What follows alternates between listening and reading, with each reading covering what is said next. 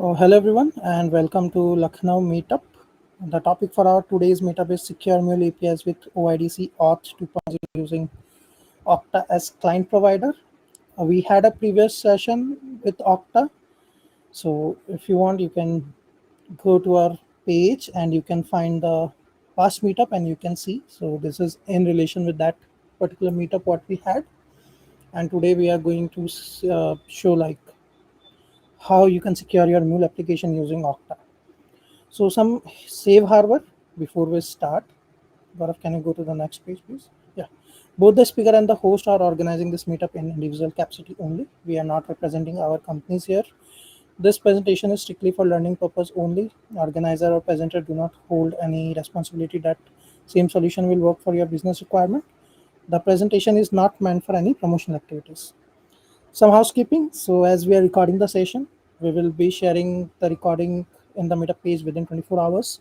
If you have any question, you have mic access. Please feel free to unmute and ask your question.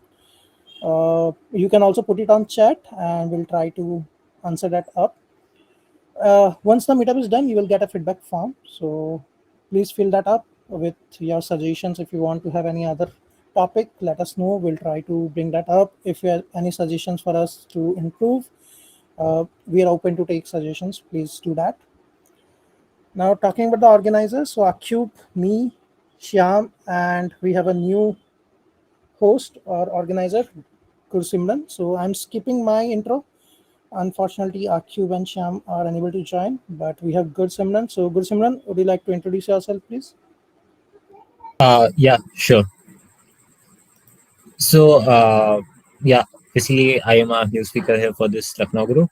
And coming to my background, I am a MuleSoft top mentor. I am a certified developer. I have around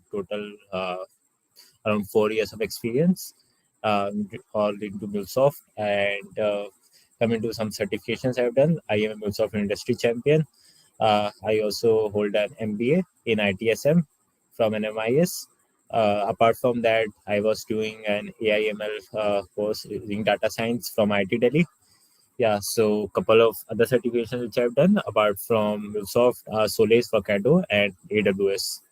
So these are my push about my technical background. And currently, I am employed at Entry Data, and I am here to assist and for this group. Yeah, thank you so much, Abhishek. Yeah, I Thank you. think Thank you so much, Gursimran, and welcome to Lucknow Meetup Group as a host. Over to you, Gaurav. So, Gaurav is our speaker for today's meetup. Over to you. So, a brief intro about me. This is my second MuleSoft meetup as a speaker. I have total 6 years of experience. I'm a MuleSoft certified developer and an architect. I'm also Salesforce certified. So, agenda for today. Let's get started. So, we will be giving an introduction to OAuth 2.0 and OIDC. We'll be talking about role of Okta as a client provider. We'll be talking about securing our APIs with OIDC OAuth 2.0, followed by a demo. Post that, we'll be talking briefly about best practices and security considerations. Then we can have some Q&A. So, introduction. So, we will be demonstrating how to securely implement Mule APIs using OIDC OAuth 2.0 with Okta. So, we'll be concerned with securing our APIs through Okta. So we do have some pre-built policies onto our API manager. We'll be leveraging one of the policy, but we'll be using Okta as a provider for security. Now again, what is importance of API security? Protecting sensitive data and ensuring authorized access, and at the same time compliance with industry standards and regulations. Now understanding over 2.0 and OpenID Connect. OAuth 2.0 is an authorization framework.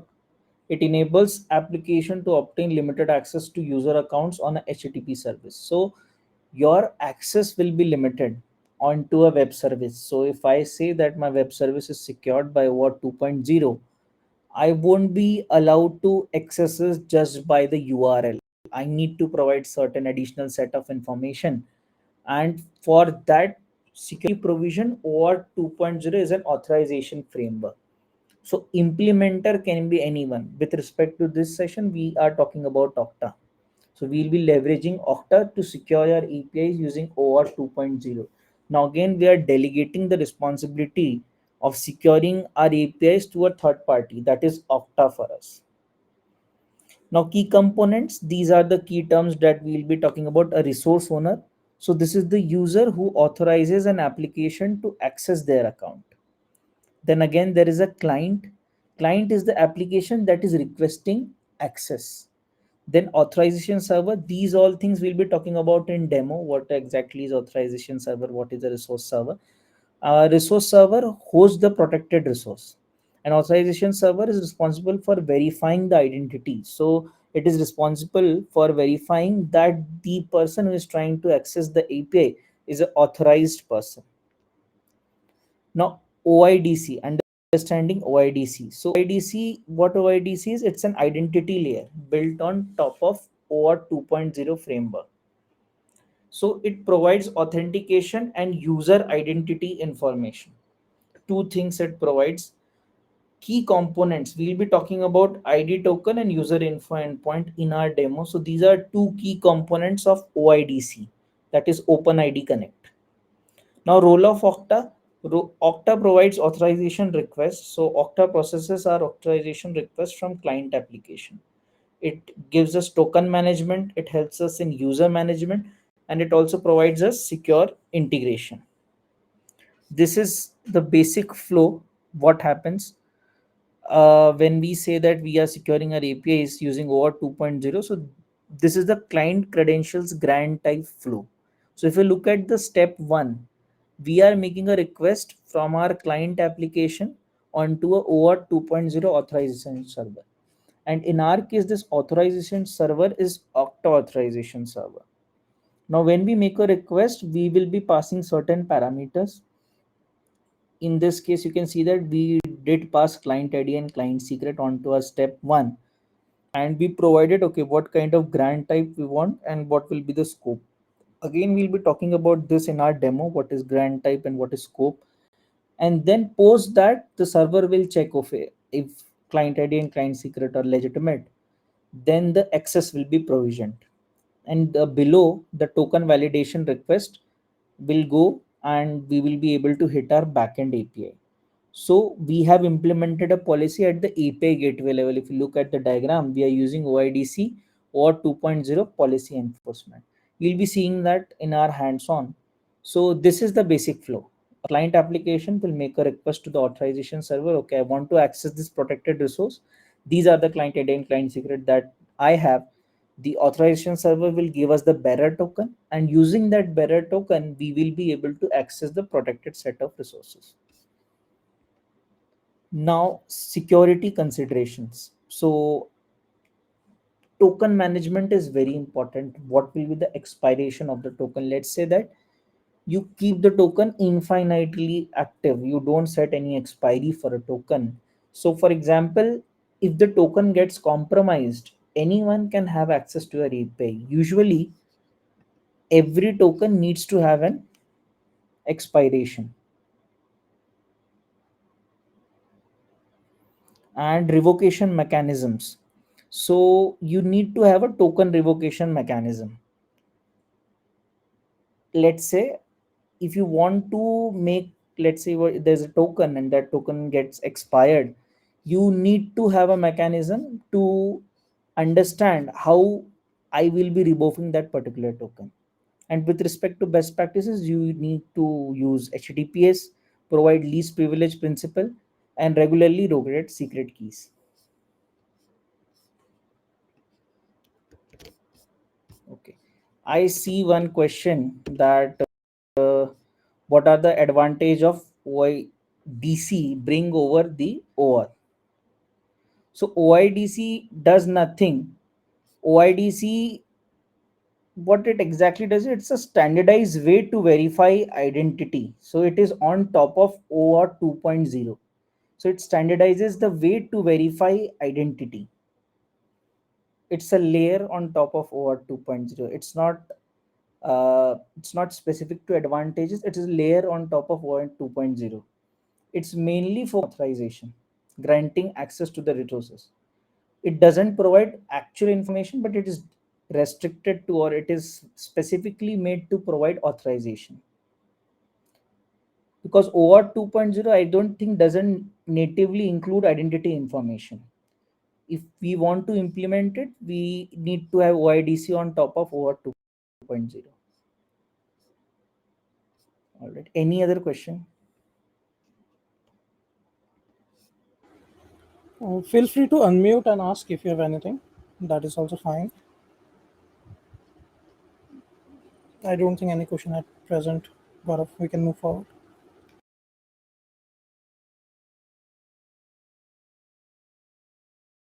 Okay. So I'll be sharing a different. Uh, I beg your pardon.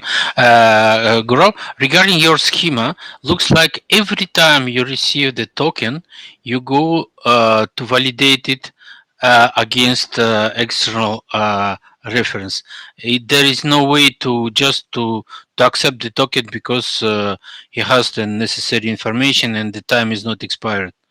Yeah, I won't be hitting it every time. Let's say if you have got the token, by default, OAuth keeps the expiry as 24 hours. So for the next 24 hours, you need not go to the entire flow again and again. It totally depends how you have configured things. So it is not the case for every time we make the request, we need to go to the entire OAuth flow. If we have the token, we'll just pass the bearer token until and unless it gets expired. I'll be showing that in demo. Very good.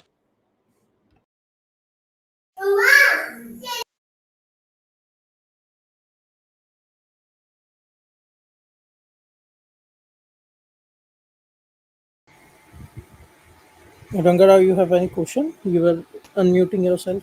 Yes, yes. I have one question. While generating that, while we are requesting for access token to authorization, we are sending client ID, client secret. Okay. Are Right. these not that authentication? We are sending that client ID, client secret. It is one of the identity of the client ID, client secret. Right, that's why we have OIDC on top of OAuth 2.0. This is the way how your OAuth provider will understand who exactly wants the particular set of token, and if that, what kind of privileges that user have. Okay, okay. So that's what the OIDC do. So it's an authentication protocol which helps to verify if that's a genuine user or not. Correct me if I'm wrong, Gaurav. Yes, sir, but my suggestion is in normal auth 2.0 also, we are passing that client ID and client secret. Then what is the use of that OIDC here? So understand this. Let's say if you pass client ID and client secret, so you are using the API manager, our native API manager, our native API policy. That policy is client ID, access token, and enforcement. There isn't any OAuth 2.0 involved. You are just passing the client ID and client secret, and that gets verified. And at the same time, you cannot apply certain set of policies or the functionality that Okta gives you. So, with respect to the difference, it is pre-built. It is natively available client ID and client secret enforcement. As of now, we are delegating that to a other provider, to another OAuth 2.0 provider. So that is the major difference. And that provider uses OIDC on top of OAuth 2.0 to identify who is the one who is requesting this particular token and what are the accesses that particular user is allowed to, and whether this user should be allowed to access that particular API or not. I hope I'm making sense. Yeah, Rangara, you are on mute. Yes, yes, yes. Yes, Gaurav. Thanks, Abhishek. Yeah. So, with respect to setup, I'll be first talking about the access management. So, we will be setting up a client provider. That is one thing. So, MuleSoft supports OIDC, but by default in API manager, it won't be visible unless and until you set up a client provider. For the sake of this demo, I have already set things up, but I'll quickly show you what all the uh, options are supported. So you have OpenAM, you have OpenID Connect dynamic client registration, and it also supports Azure. So if you have Azure and if you want to use Microsoft Stack as your client provider, you can also do that. But for our demo, we will be restricting ourselves to Okta. What all URLs you need to configure? We need to configure the issuer URL, the client registration URL, the authorization header, the token ID, the client ID, and the client secret. I'll be talking about multiple times client ID and client secret. I'll be summarizing also at the end. Every client ID and client secret has a different significance. So this is a token introspection client. This particular application will be the bridge between Okta and our Anypoint platform. So the client ID and client secret that I'll be passing out here is the client ID and client secret of that particular application that I have created in Okta, that will be talking to our Anypoint platform every time you request the access token. So this is that client ID and client secret. And again, authorize URL, token URL, and token introspection URL. I'll quickly show you already set up things out here. So I have named it Okta Sandbox Setup. So for each environment, you can have different client. But let's say for production, you can have different, and for environments, you can have different. And I will show you on the Okta how I have got all these URLs. So this is my issuer URL, client registration URL. I've also passed the client ID and client, and I've also populated all the URLs. Now let me quickly jump to Okta to show how to populate all these things and what is the significance of each of these things.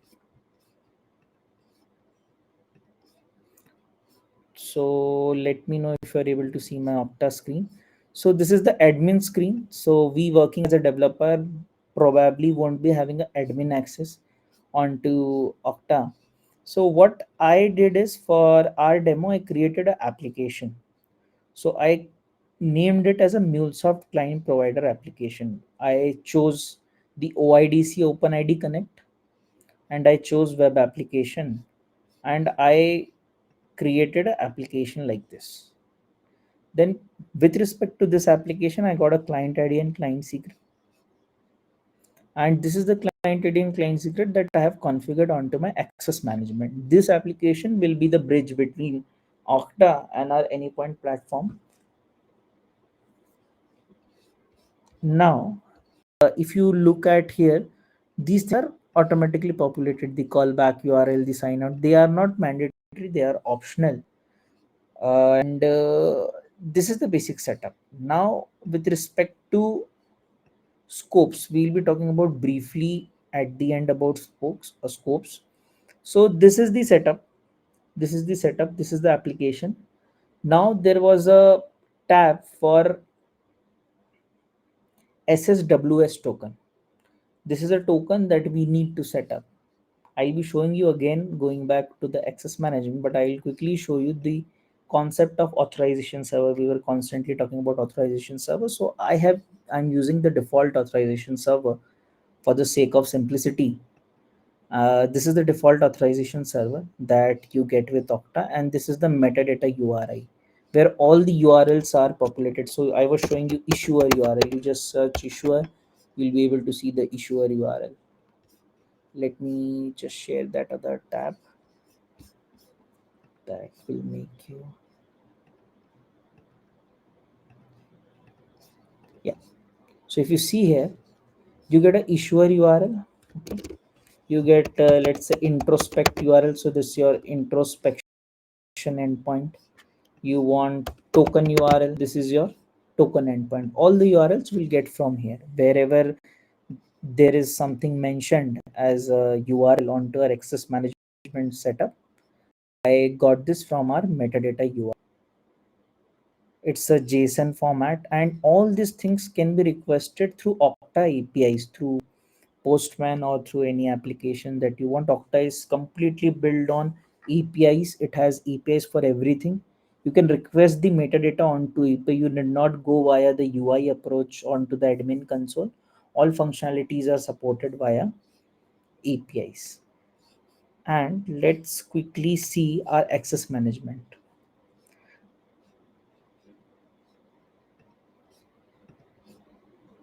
So if you see here, I have set the timeout to 5 seconds. That is the default out here. And I was talking about the token. So SSWS token. So this goes here onto the authorization header. So you set up something like SSWS and space a token, a static token you pass. Now where to grab this token? Let me quickly go back to Okta. So if you see here, in my authorization server,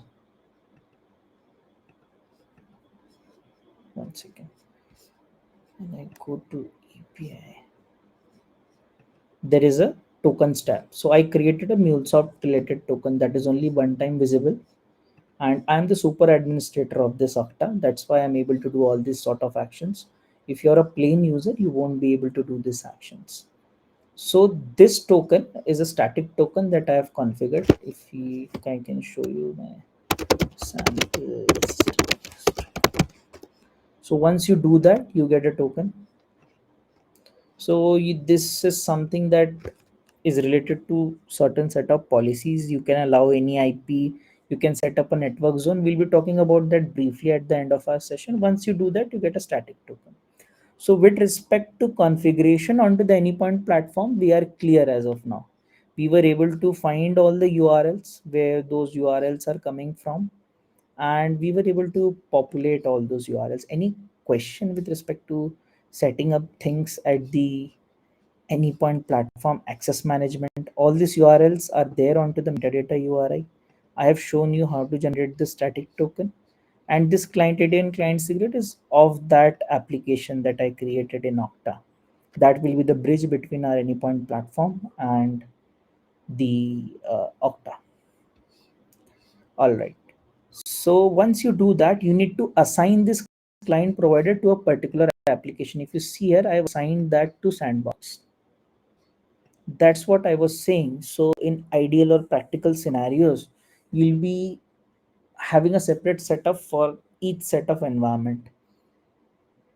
You won't be going with the same. You can have one for lower environment and one for higher environment, because Okta will also have a sandbox, right? So you will be experimenting certain policies out there onto the sandbox, and production also something might be different. So once you do that, now I was saying in the beginning of the session, by default OpenID OIDC policy is not visible if I have set up things correctly. When I try to secure any of my API, I will be getting an option to add the OIDC policy. So if I search out here, OpenID access token enforcement, by default it won't be visible. Once you set up your provider onto your access management, then it will be visible. Now scopes, for simplicity, I have configured all scopes. I have deployed an application just for demo onto our Anypoint platform. It's a simple application that is giving me success and failure responses.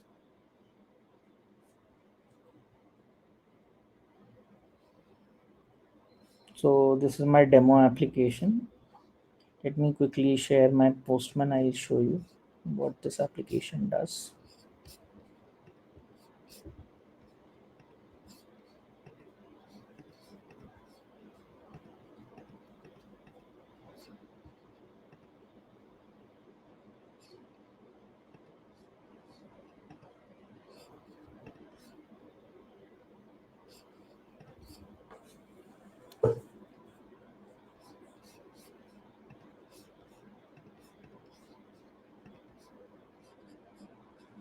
Okay.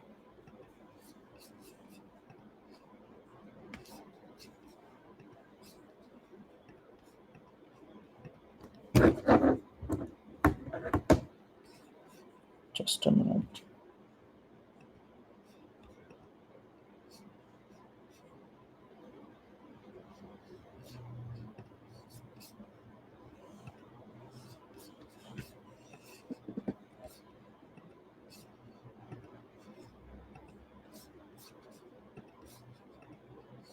So you can see my Postman. There I have the Okta demo API. When I hit this API, I'm getting that token has been revoked. So I have secured this using OIDC policy. So it's not working. Now let's talk about getting the bearer token. So this is my token URL. Now I was constantly talking about scope. So as of now, I've given here read scope. This is a custom scope that I have created. I'll be talking about what scope resembles, and the grant type for me will be client credential since I want the access token. So once I get the access token, it expires in 3600 milliseconds. So you can set the expiry of your token from the Okta console. And once I provide this bearer token onto my header, I was able to hit this particular API. So this was the entire session. I got the bearer token from the Okta using the OAuth 2.0 OIDC, and I was able to hit my API. So I secured my API through Okta, and at the same time I delegated the responsibility of API security to a third party provider. Okta, I did not use the native policies. But this doesn't not mean that if you don't have API manager in your license, you would be able to secure your APIs. That won't be the case. You need to have the API manager license. It won't be the case that without API manager license, you have the Okta license, you'll be saying no. You can manage the number of APIs that is assigned to a license. That is one restriction. Now I quickly talk about the remaining things onto the Okta side to make things more clear. Then I'll revisit everything what I was saying. So if you look out here, I was talking about scopes. So let me go to my authorization server. There are certain scopes. I created my custom scope. So with scope, you can restrict what kind of access you want to provide. And it is also very easy to understand. So if you see it, there are certain default scopes that are being set up. So this scope will allow viewing the phone number. This scope will allow viewing your app. So all these sort of things. I created a custom scope that is a read scope. And now with respect to what top of what other things that we get with respect to Okta, we get good set of audit logs. So if you see here, OAuth 2 access token is granted. I'm able to see who is requesting access, what is the, if you see here, MuleSoft client provider app, and I can see unauthorized access also. So if you see here, I can see, let me make a wrong head. Let me give wrong client ID using the same URL. I should be able to see on to.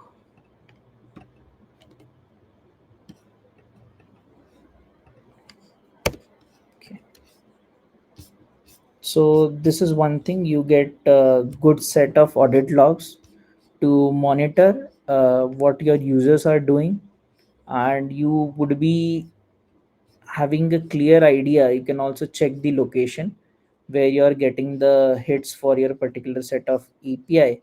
And there is a way to check the applications also, from which app, a mobile app or a web app, where you're getting the hit from, and you can download a CSV if you want to create certain insights, if you want to do some analytics on top of it.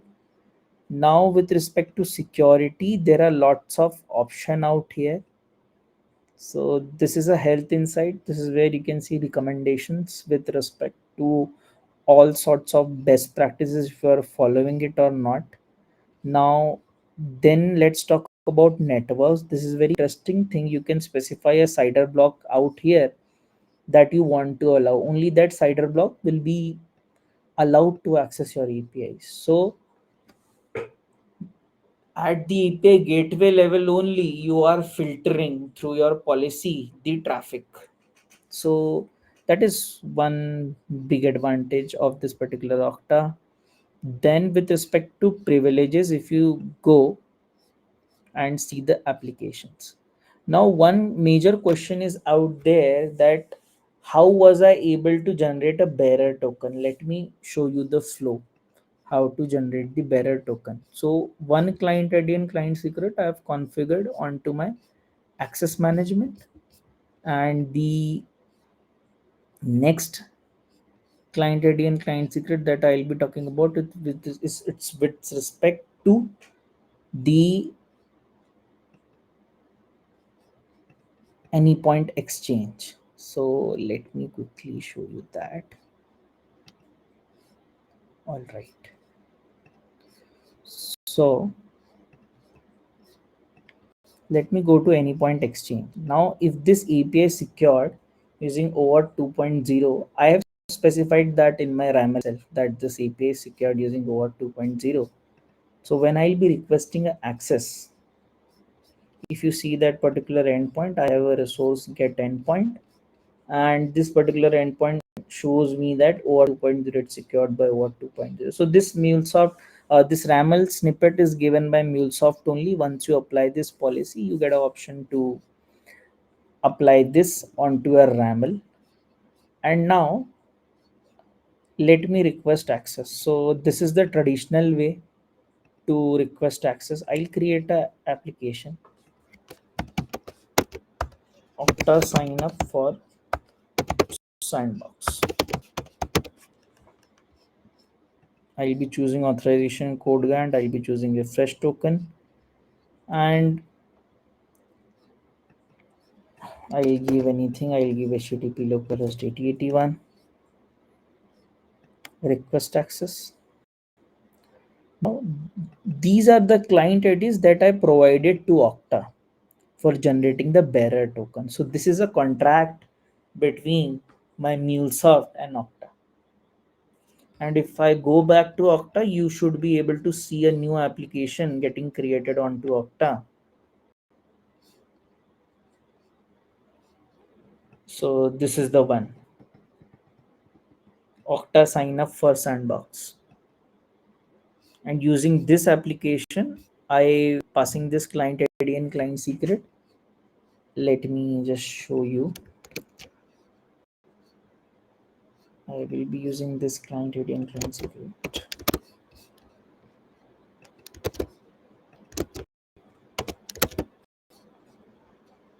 Let me share my Postman.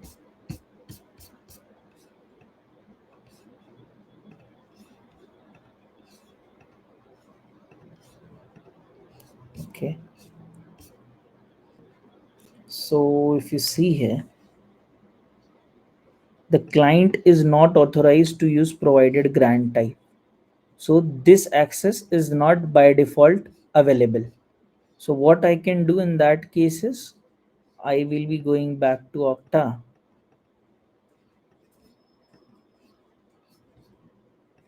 And out here, what I'll do is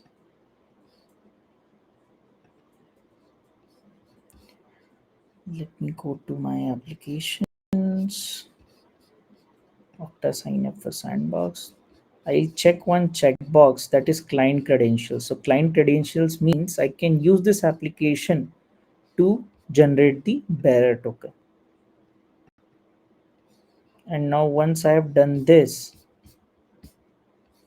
I should be able to generate the token. So let me quickly share my Postman.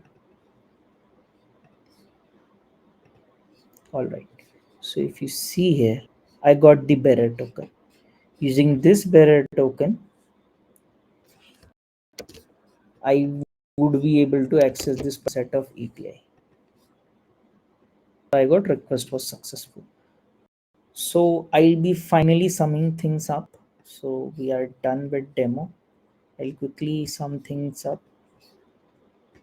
It might be overwhelming since I am constantly talking about client ID and client secret, multiple set of applications. So I will now sum things up. So what we did is first onto our access management. First thing is I deployed an application. I deployed a sample application and I've specified that this particular application is secured using OAuth 2.0. Then I went to my access management. I did set up a client provider and I populated all these URLs. All these URLs were populated using this metadata URI. And this static token was again created from the Okta. When we go back to security through authorization server, there is an option to generate a static token. So with this, we are done with all the setup. And again, this client ID and client secret, I said that there will be an application that will be a bridge between our Okta and MuleSoft. That is our this application. So let me go to applications. This was our client provider application. So this is what will be helping us in OAuth 2.0 authorization flow. Once everything is set up correctly, you need to assign this to a particular environment. I have assigned this to Sandbox. Now, if you go to Sandbox's API manager, you should be able to see a OpenID Connect policy.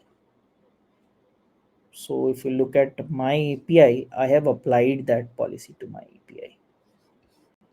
If you see here, it's secured by OpenID Connect Access Token Enforcement. Now, again, to request access, how we will be requesting? We'll be going to the exchange and we'll be requesting exchange. We'll be requesting access through exchange by creating a application for a particular API instance. So let's say I want this one. It will say that, okay, contact already exists. So this already exists. Using this client ID and client secret, I'll be passing this client ID and client secret onto my Postman, generating the bearer token and passing that bearer token to my actual API as a header. And then I would be able to hit that particular API. So that's all for today's session. Any questions or anything so far, let me know.